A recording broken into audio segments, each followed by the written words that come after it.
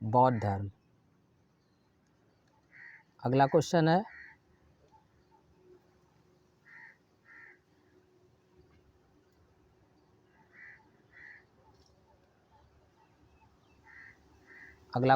सांची स्तूप किस धर्म से संबंधित है? बौद्ध धर्म। अगला क्वेश्चन है चौथी बौद्ध परिषद किस शासक के काल में हुई थी?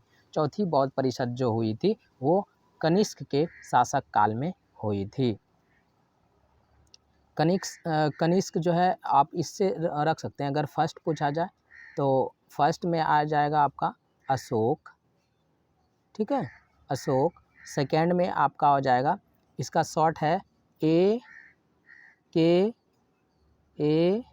और के, यानी कि Ashok first, second Kalashoka, third Ajatashatru और फोर्थ हो जाएगा आपका चौथा कनिष्क। तो इसका सही जवाब हो जाएगा चौथी बौद्ध परिषद किस शासक के काल में हुई थी? तो कनिष्क के शासक काल में हुई थी।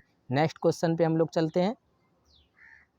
नेक्स्ट क्वेश्चन है स्तूप का संबंध किस धर्म से है? स्तूप का संबंध किस धर्म से है? ऑप्शन पहला है बौद्ध धर्म, दूसरा है जैन धर्म, तीसरा है ब्राह्मण और चौथा है ईसाई। आपको बताना है सही जवाब क्या होगा। आपको बताना है सही जवाब क्या होगा। तो चलिए हम बताते हैं आपको। इसका सही जवाब होगा, अगर आप जानते हैं तो कमेंट में ज़रूर आंसर देंगे और हम आपको बताते जाएंगे सही जवाब क्या होगा। इसका सही जवाब हो जाएगा बौद्ध धर्म। इसका सही जवाब हो जाएगा ऑप्शन ए बौद्ध धर्म। सेकेंड क्वेश्चन है त्रिपिटक साहित्य है जैन धर्म का, बौद्ध धर्म का या शैव धर्म का? त्रिपिटक किसका है? जैन धर्म का है या बौद्ध धर्म का है या शैव धर्म का है या वैष्णव धर्म का है? किसका ये साहित्य है? आपको सही जवाब बताना है। आप कमेंट बॉक्स में लिख करके हमें जवाब दे सकते हैं। तो सही जवाब है इसका बौद्ध धर्म से। त्रिपिटक किससे है संबंधित है? तो बौद्ध धर्म से संबंधित है। नेक्स्ट क्वेश्चन है हमारा महात्मा बुद्ध को ज्ञान की प्राप्ति कहाँ हुई? महात्मा बुद्ध को ज्ञान की प्राप्ति हुई थी कहाँ पर? बोध गया में। सभी को पता है कि महात्मा बुद्ध को बोध गया में ज्ञान की प्राप्ति हुई थी। जो वो घर छोड़ करके चले गए थे तो उनको ज्ञान की प्राप्ति बोध गया में हुई थी। श्वेतांबर और दिगंबर का संबंध किस धर्म से है? श्वेतांबर और दिगंबर का संबंध है आपका किस धर्म से है? तो श्वेतांबर और दिगंबर का जो संबंध है वो है आपके किस धर्म से? कमेंट बॉक्स में लिखिए किस धर्म से है। हिंदू धर्म या हिंदू, बौद्ध, शैव या जैन? तो सही आंसर हो जाएगा जैन धर्म। जैन धर्म जो दो संप्रदायों में बट गए थे, एक तो श्वेतांबर और एक दिगंबर। आप जानते हैं हीनयान और महायान। तो दोनों बट गए थे और अलग अलग दोनों में जब विवाद हुआ तो दोनों ने अलग अलग एक श्वेतांबर बना लिए और एक दिगंबर बना लिए। हीनयान और महायान, जैसा हम अभी बता रहे थे कि हीनयान और महायान ने अलग अलग श्वेतांबर और दिगंबर की स्थापना कर रखी थी। तो अब यहाँ क्वेश्चन है कि हीनयान और महायान संप्रदाय किस धर्म से संबंधित है? आप अभी ही पढ़े हैं कि हीनयान और महायान संप्रदाय जो है वो जैन धर्म से संबंधित है। सॉरी, हीनयान और महायान जो है वो बौद्ध धर्म से संबंधित है। यहाँ पर थोड़ा मिस्टेक हो गई थी।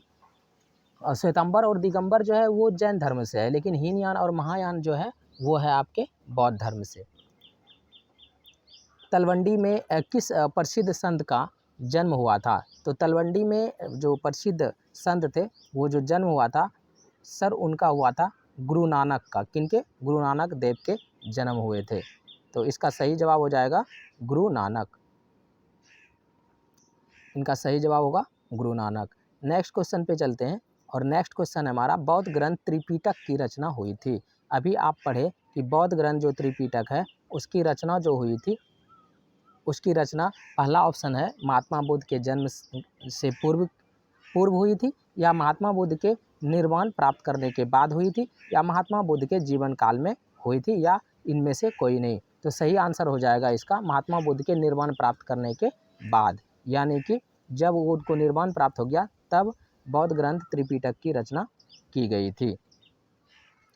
तो इसका सही जवाब आ गया आपका बी, ऑप्शन बी।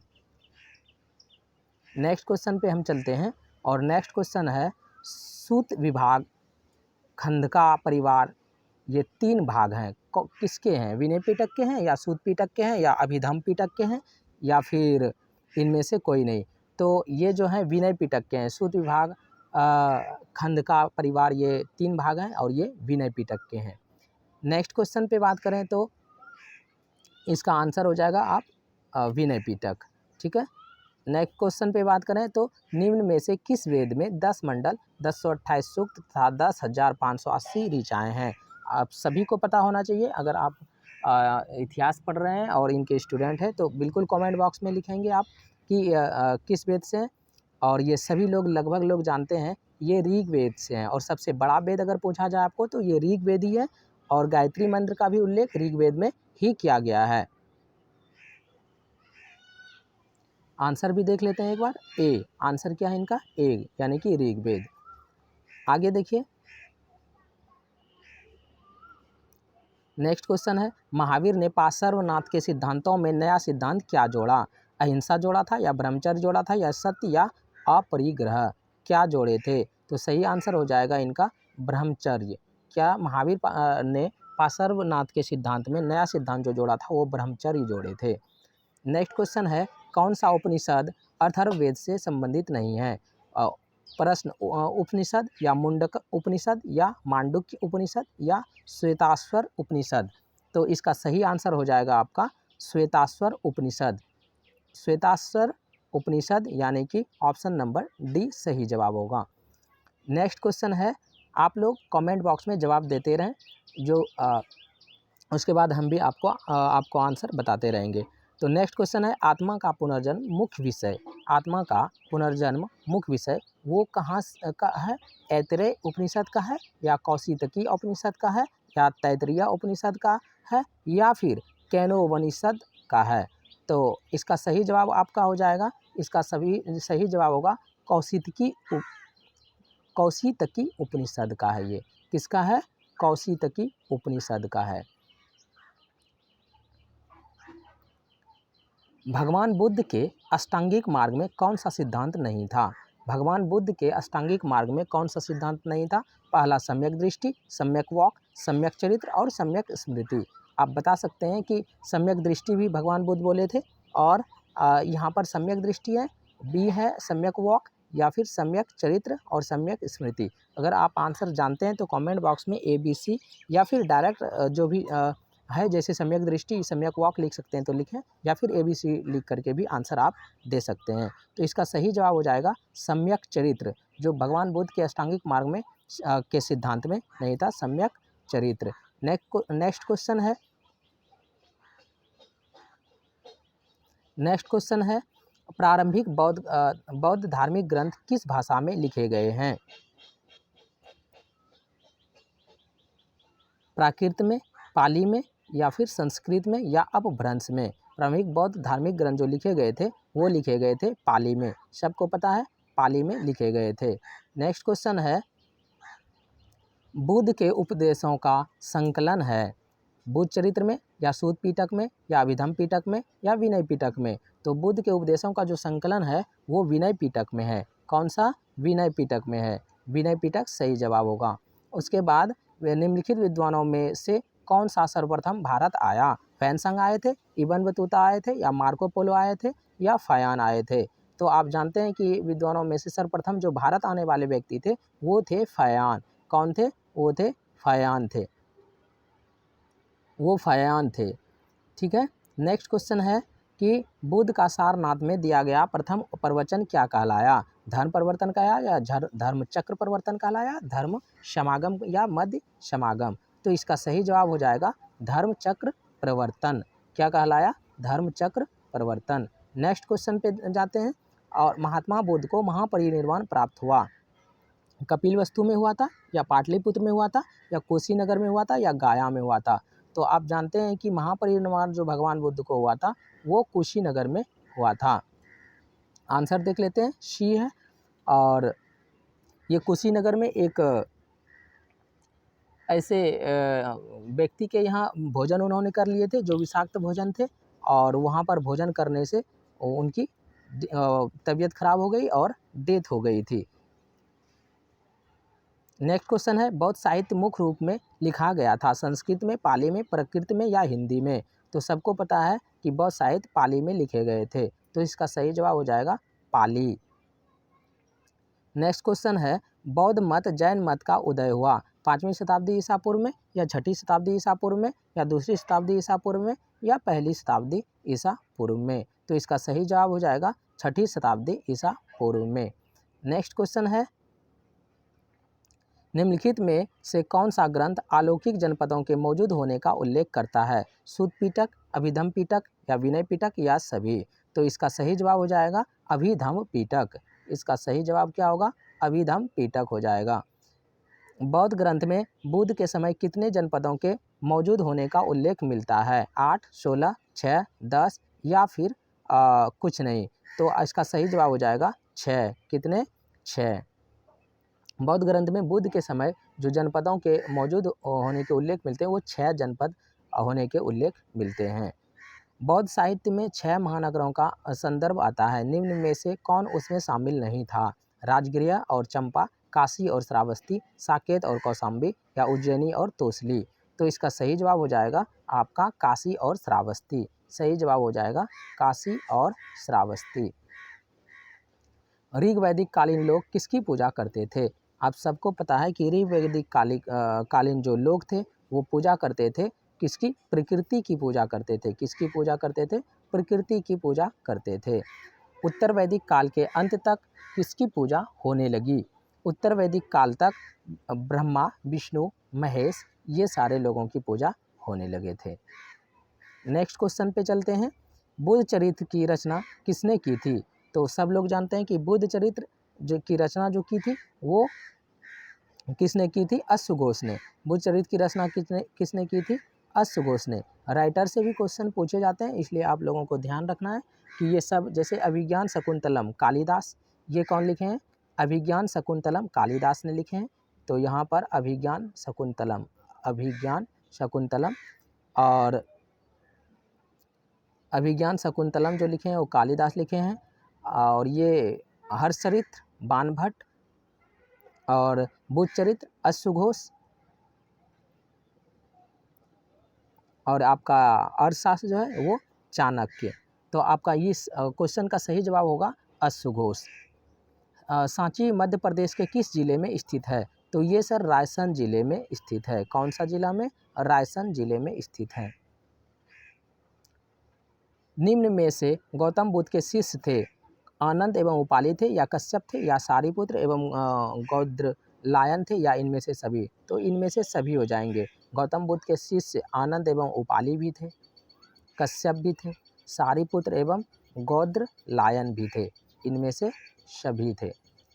नेक्स्ट है कुंडल वन में चतुर्थ बौद्ध संगति किस शासक के काल में हुई? अजातशत्रु, कनिष्क या अशोक या कालाशोक? तो इसका सही जवाब हो जाएगा कनिष्क। कुंडल वन जो कश्मीर में चतुर्थ बौद्ध संगति जो हुई थी वो हुई थी कनिष्क के शासनकाल में।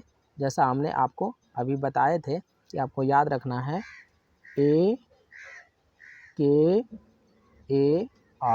के यानी कि पहली, दूसरी, तीसरी और चौथी बौद्ध संगति। तो इस तरह से आप याद रखेंगे तो नहीं भूलेंगे। संलेखन द्वारा मृत्यु का विधान किस धर्म में है? जैन धर्म में, बौद्ध धर्म में, शैव धर्म में या वैष्णव धर्म में? तो संलेखन यानी काया क्लेश द्वारा मृत्यु का विधान है वो जैन धर्म में है। कौन सा? जैन धर्म में। नेक्स्ट क्वेश्चन है नाथ मणि का संबंध है जैन धर्म से, बौद्ध धर्म से या शैव धर्म से या वैष्णव धर्म से? तो इसका सही आंसर हो जाएगा वैष्णव धर्म से। कौन सा? ये हो जाएगा वैष्णव धर्म से। नेक्स्ट क्वेश्चन है कालिदास, भवभूति, सुबंधु एवं बाणभट्ट आदि किस धर्म के अनुयायी थे? बौद्ध धर्म के, जैन धर्म के, शैव धर्म के या वैष्णव धर्म के? इसका सही जवाब हो जाएगा ये अनुयायी थे शैव धर्म के। नेक्स्ट क्वेश्चन पे चलते हैं अपार सुंदर मूर्ति एवं नंदन का संबंध किस धर्म से है? बौद्ध धर्म से, जैन धर्म से, शैव मत से या वैष्णव मत से? इसका सही जवाब हो जाएगा शैव मत से। नेक्स्ट क्वेश्चन है भवभूति के मालती माधव में किस संप्रदाय का उल्लेख है? कश्मीर शैव, लिंगायत, कपालिक, पशुपत या फिर कोई नहीं। तो इसका सही जवाब मालती माधव जो है वो कपालिक से संबंधित हैं। तो इसका सही जवाब हो जाएगा कपालिक। नेक्स्ट क्वेश्चन है, बाण भट्ट ने कादंबरी ग्रंथ में किस संप्रदाय का उल्लेख किया है? कश्मीर शैव का, या लिंगायत का, या कपालिक का, या फिर पाशुपत का? तो इसका सही जवाब हो जाएगा पाशुपत। इसका सही जवाब हो जाएगा पाशुपत। नेक्स्ट क्वेश्चन है, वीर शैव आंदोलन का जनक कौन है? कबीर है, गुरु नानक है, या बांसबन्ना है, या कराई काल है? आपको सही जवाब देना है और कमेंट बॉक्स में लिखना है कि सही जवाब क्या होगा। आप नाम भी लिख सकते हैं, जैसे कबीर, गुरु नानक, बांसबन्ना, कराई काल, या फिर आप ABCD करके भी आंसर कमेंट बॉक्स में लिख सकते हैं। और अगर ये आपको आपके लिए उपयोगी हो तो आप कमेंट बॉक्स में ये भी लिखें कि आपको किस चैप्टर्स पे कौन से ऑब्जेक्टिव की ज़रूरत है, हम उस पर आपको ज़रूर देंगे बना के। तो आगे इसका सही आंसर होगा बांसबन्ना। वीर शैव आंदोलन का जनक कौन है? तो बांसबन्ना। इसका सही आंसर हो जाएगा बांसबन्ना। बौद्ध परंपरा में अशोक ने कितने स्तूप बनवाए? 100, 50,000, या 64,000, या फिर 84,000? तो सही आंसर हो जाएगा 84,000 बनवाए थे। बौद्ध परंपरा में अशोक ने 84,000 स्तूपें बनवाई थी। हीनयानी पुस्तकें किस भाषा में है? तो ये भाषा है पाली। कौन सी भाषा में? पाली भाषा में है। नेक्स्ट क्वेश्चन है, महावीर का जन्म कब हुआ था? तो महावीर का जन्म हुआ था लुम्बिनी में। कब हुआ था? या फिर ये तो सबको पता है 540 ईसा में, लेकिन कहाँ पर हुआ था? लुम्बिनी में, पावा में, या फिर कुंडल में, या फिर सारनाथ में? लुम्बिनी में तो सर उनका जन्म हुआ था भगवान बुद्ध का। और यहाँ पर है पावा, कुंडलवन और या सारनाथ। सारनाथ में तो उपदेश दिए गए थे, ये नहीं है सर। तो आंसर देख लेते हैं, कुंडलवन में वैशाली में महावीर स्वामी का जन्म हुआ था। कहाँ पर? कुंडलवन, वैशाली। नेक्स्ट क्वेश्चन है, बुद्ध के बचपन का नाम क्या था? बुद्ध के बचपन का नाम था वर्धमान, या सिद्धार्थ, या देवदत्त, या राहुल? तो सही जवाब हो जाएगा बुद्ध के बचपन का नाम सिद्धार्थ थे। नेक्स्ट क्वेश्चन है कि तृतीय बौद्ध संगति का आयोजन कहाँ हुआ था? राजगीर में हुआ था, पाटलिपुत्र में हुआ था, कुंडलवन में हुआ था, या वैशाली में हुआ था? तो सही जवाब हो जाएगा पाटलिपुत्र। तृतीय बौद्ध संगति हुई थी पाटलिपुत्र में। नेक्स्ट क्वेश्चन है, महात्मा बुद्ध का जन्म स्थान कहाँ है? नालंदा में, पावापुरी में, बोधगया में, कपिलवस्तु में? तो महात्मा बुद्ध का जो जन्म स्थान है वो पड़ता है कपिलवस्तु। नेक्स्ट क्वेश्चन है, महावीर स्वामी की पुत्री अनुज्जा प्रियदर्शना का विवाह किससे हुआ? महावीर स्वामी की जो पुत्री थी अनुज्जा प्रियदर्शना, उसकी शादी हुई थी जमाली के साथ। सर तो इसका सही जवाब हो जाएगा Jamali, option C. Next question है, जैन धर्म के 24वें तीर्थकर कौन थे? ऋषभदेव थे, आदित्यनाथ थे, पार्श्वनाथ थे, या फिर महावीर स्वामी थे? तो हम लोग चलिए आंसर देखते हैं, आंसर पे आते हैं। तो आंसर आपका हो जाएगा महावीर स्वामी। जैन धर्म के जो 24वें तीर्थकर थे वो महावीर स्वामी जी थे। नेक्स्ट क्वेश्चन चलते हैं। चलिए आज के लिए यहीं तक क्वेश्चन है, और आज के क्वेश्चन जितने भी क्वेश्चन थे बहुत ही इंपॉर्टेंट क्वेश्चन थे। अगर आपको इसी तरह के क्वेश्चंस चाहिए, ऑब्जेक्टिव चाहिए, तो आप कमेंट बॉक्स में लिखें, और आपकी अगर आपकी ज़रूरत के हिसाब से ठीक ठाक हो और आपके लिए उपयोगी हो तो इसको शेयर भी करेंगे और सब्सक्राइब करेंगे, ताकि हम और अच्छे अच्छे टॉपिक पे क्वेश्चंस आपको दे सकें। धन्यवाद।